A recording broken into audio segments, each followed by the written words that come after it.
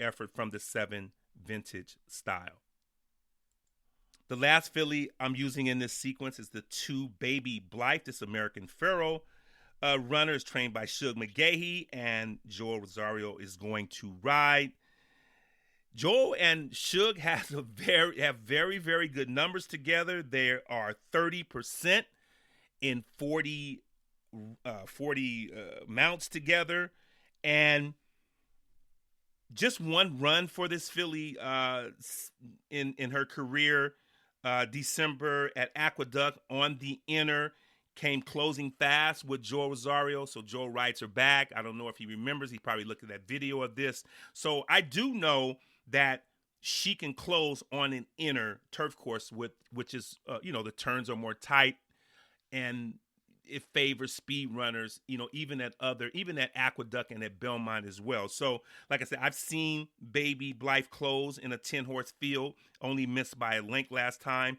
Unlike Split the Double, the 1, and Rastafari, the 3, the 2 Chad Brown runners, this horse, Baby Blythe, is proven on the inner, proven on the tight turns that she can close. So I am going to use her with the 5 Midnight Choir and the 7 Vintage Style. In the Grand Slam, I'm going to use Baby Blythe and Midnight Choir, the 2 and the 5. So there you have it. 2, 5, 7 in the pick 5, 2 and 5 in the Grand Slam. Race 9 is 7 furlongs. It's a high allowance, non-winners other than 1.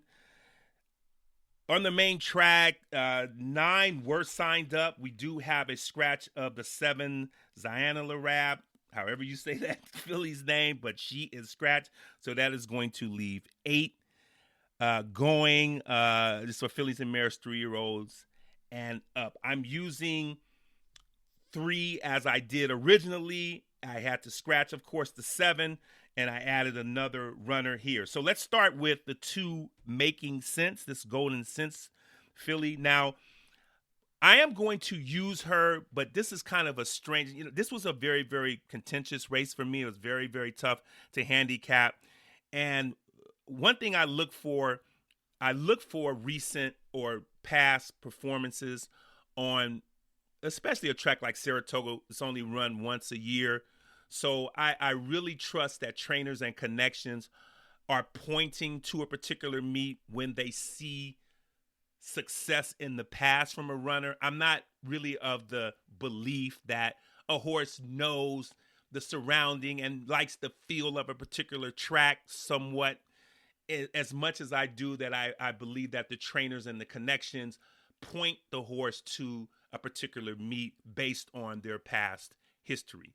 Just like, remember they used to do with the filly they used to run on, the mare used to run on the turf course up here, Voodoo Song, right? Voodoo Song couldn't run on any other turf course but it's Saratoga. See, I don't believe that. I just believe that, Linda Rice knew that Voodoo Song performed well at Saratoga, so all the time, she would point for particular races at Saratoga, and that's why Voodoo Song performed so well at Saratoga until that last race she ran. But nonetheless, that's kind of like my philosophy on that. But the 2 Making Sense is the only runner in the field with the Saratoga win on the track. Now, Jeremiah Englehart is the trainer. Manny Frankel rides. But there are also some other things I do not like about this filly, and one is, she's a New York bred. That's not an issue to me, but the 7-pound adding in weight from 118. I know she hasn't been out since October 20th, but this 7 pounds to me is a lot. She's never carried 125 pounds in her career.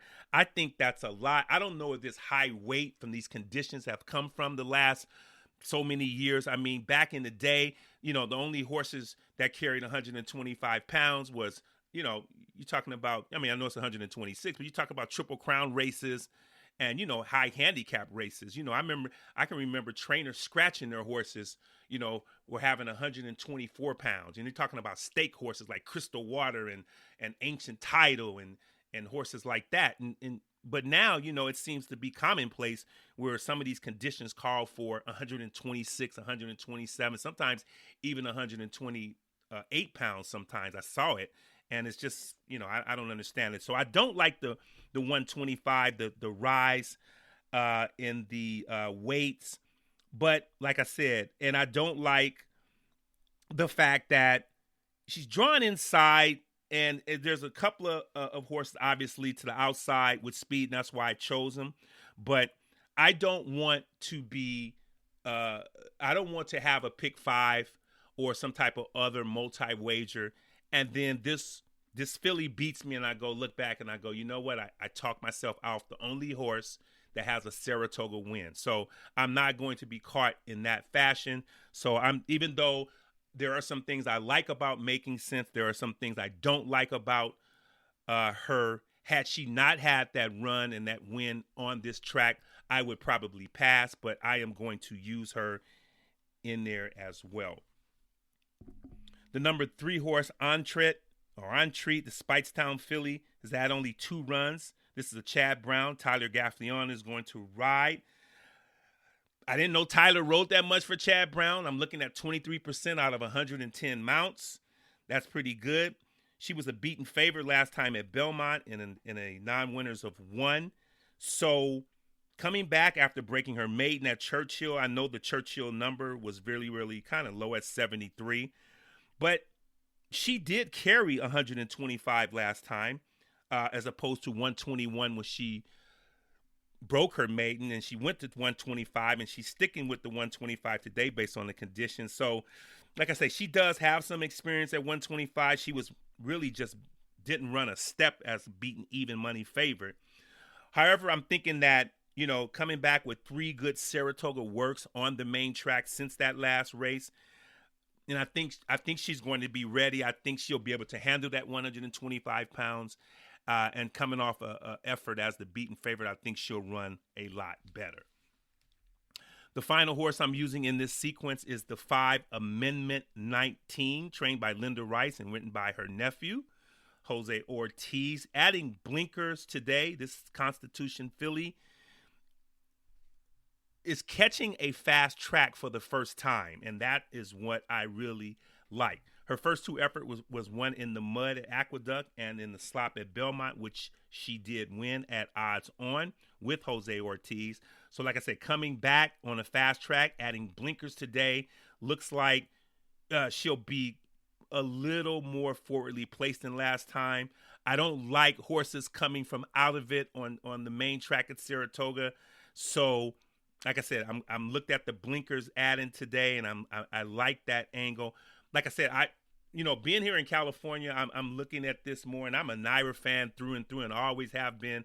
But I just don't remember so much seeing horses being able to change, or trainers being able to change equipment off of a win.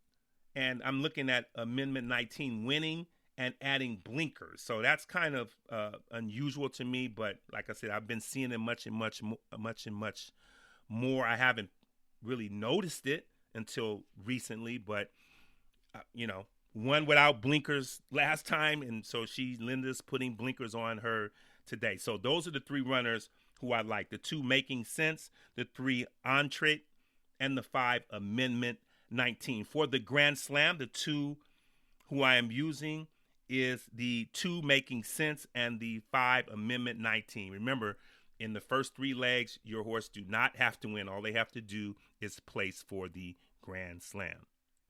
Race 10 is the co-feature, the Caress. It's a grade 3, purse $200,000 for fillies and mares 4 and up.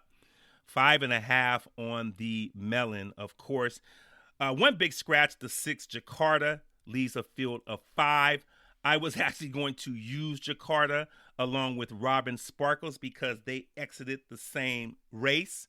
So now, I guess that just makes it a little easier. I really don't see any other horse challenging the top 2, Caravel and Robin Sparkles. I moved Caravel up because of the scratch of Jakarta. So, that's going to have to leave, Johnny V on the 4 In Good Spirits to kind of maybe try to go with Robin Sparkles, because no horse in this, no runner in this field is going to be able to match the strides of Caravel coming home. So you got to either try to go down there and weaken Robin Sparkles if you're in good spirits and Johnny Velasquez, or you're gonna have to try to match strides with the one coming home, because Robin Sparkles is going to be in front, and Joe Rosario and Flower Point is going to be trying to come home. We know late, so it's just pretty much just narrowed it down to Caravel and Robin Sparkles for both the pick 5 and the Grand Slam. To me, this is an easy Grand Slam to hit. I would have liked Jakarta to be in there because I would have hoped for a little better price had she won. But like I said, we'll just go with Caravel and Robin Sparkles in the grade 3 Caress. So final race of today, final race of the late pick 5 is race 11 and a mile and a 16th on the inner. It's for state breds, allowance. Other $90,000 non-winners other than one.